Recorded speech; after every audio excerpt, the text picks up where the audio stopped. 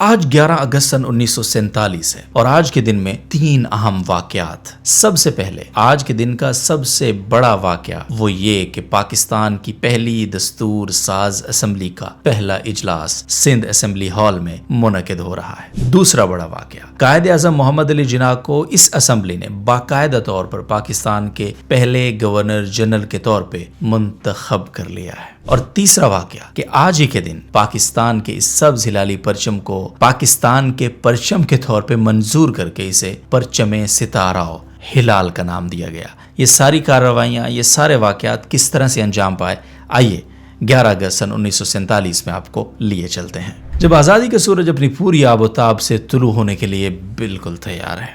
11 اگست 1947 کا دن ایک ایسا دن جس نے نئی مملکت کے مستقبل کے خد و خال کو تاریخ کے صفحات پر ہمیشہ کے لیے ثبت کر دیا۔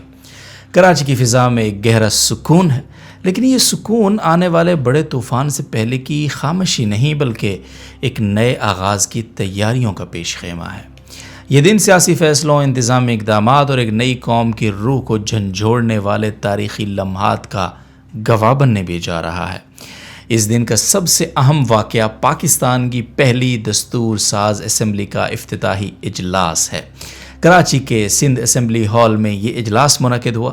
یہ اجلاس مسلم لیگ میں اقلیتی برادری کے نمائندہ رکن جوگندر ناتھ منڈل کی صدارت میں منعقد ہوا، جہاں قائد اعظم محمد علی جناح کو باقاعدہ طور پر اسمبلی کا قائد ایوان اور پاکستان کا گورنر جنرل منتخب کیا گیا، اور آج ہی کے روز پاکستان کے قومی پرچم کو منظور کر کے اسے پرچم ستارہ و ہلال کا نام دیا گیا۔ اس موقع پر قائد اعظم محمد علی جناح رحمہ اللہ نے جو خطاب کیا وہ آج بھی پاکستان کی آئینی اور سماجی تاریخ کا ایک بنیادی ستون ہے۔ اپنے خطاب میں انہوں نے واشگاف الفاظ میں کہا کہ آپ آزاد ہیں، آپ اپنے مندروں میں جانے کے لیے آزاد ہیں، آپ اپنی مسجدوں میں جانے کے لیے آزاد ہیں، یا اس ریاست پاکستان میں اپنی کسی بھی عبادت گاہ میں جانے کے لیے آزاد ہیں۔ یہ تقریر پاکستان کی بنیادوں میں روشن خیالی، مذہبی آزادی، مساوات اور انصاف کی ضمانت فراہم کر رہی تھی۔ اس میں قائد اعظم محمد علی جناح نے مستقبل کے پاکستان کو ایک ایسی فلاحی ریاست بنانے کا تصور پیش کیا جو مذہب اور عقیدے کی بنیاد پر تفریق نہیں کرے گی۔ یہ خطاب دراصل اس عزم کا اظہار ہے کہ پاکستان ایک جدید جمہوری اور ایک اصل اسلامی فلاحی ریاست ہوگی۔ لیاقت علی خان اس وقت دہلی میں موجود ہیں، جہاں وہ ہندوستان کے دیگر رہنماؤں کے ساتھ فنڈز، اثاثہ جات، سرکاری دفاتر اور سرکاری ملازمین کی منتقلی کے پیچیدہ معاملات طے کر رہے ہیں۔ ان کا مقصد یہ ہے کہ نئی حکومت کو مالی، انتظامی یا پھر افرادی طور پر کہیں بھی کمی کا سامنا نہ ہو۔ سردار عبدالرب نشتر پشاور میں قبائلی علاقوں میں امن و امان قائم رکھنے کے لیے سرگرم ہیں۔ انہوں نے مقامی رضاکار فورس کو منظم کیا تاکہ فسادات کے خطرے کو ٹالا جا سکے اور امن و امان کی صورتحال کو برقرار رکھا جا سکے۔ چودھری محمد علی پاکستان کے پہلے سیکرٹری جنرل کے طور پر مالیاتی اور انتظامی معاملات کے انچارج ہیں۔ بجٹ کی تقسیم اور ریزرو بینک آف انڈیا سے پاکستان کے حصے کی منتقلی کے لیے دن رات کام کر رہے ہیں۔ یہ ایک انتہائی مشکل کام ہے کیونکہ اثاثوں کی منصفانہ تقسیم اس وقت کا سب سے بڑا چیلنج ہے۔ اس نازک دور میں علماء اپنی ذمہ داریاں برابر ادا کر رہے ہیں۔ مولانا شبیر احمد عثمانی، مولانا احتشام الحق تھانوی اور دیگر اپنے خطابات میں لوگوں کو اتحاد، نظم و ضبط اور صبر کی تلقین کر رہے ہیں۔ ان کا پیغام ہے کہ یہ وطن اللہ کی امانت ہے اور اس کا تحفظ اخلاقی اصولوں اور بھائی چارے سے ہی ممکن ہے۔ لیکن یہ دن صرف خوشی اور تقریبات کا نقطۂ آغاز ہی نہیں بلکہ ہجرت کا عمل اس دن بھی اپنے عروج پر ہے۔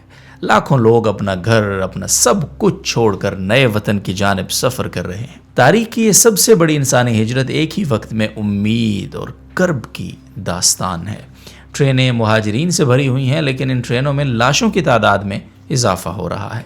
راستے میں لوٹ مار اور تشدد بڑھتا جا رہا ہے، لیکن ان کے قدم ہیں کہ رکنے کا نام نہیں لے رہے، کیونکہ منزل ایک آزاد اور محفوظ ریاست تھی جس کا نام ریاست پاکستان ہے۔ 11 اگست کے اخبارات میں جہاں آزادی کی تیاریوں کی خبریں ہیں، وہیں فسادات، قتل و غارت اور امدادی کیمپس کی بگڑتی صورتحال کے بارے میں بھی انتباہات شائع ہو رہے ہیں۔ لون اخبار نے خاص طور پر کراچی میں مہاجرین کے لیے قائم کیے گئے کیمپس کی صورتحال کو اجاگر کیا تاکہ حکومت اور عوام ان کی مدد کے لیے آگے آئیں۔ 11 اگست 1947 کا دن محض تاریخ کا ایک صفحہ نہیں بلکہ عزم، قیادت اور قربانی کی ایک ایسی داستان ہے جس نے ایک نئی قوم کو اپنے وجود کا مقصد اور اپنی منزل کا شعور دیا۔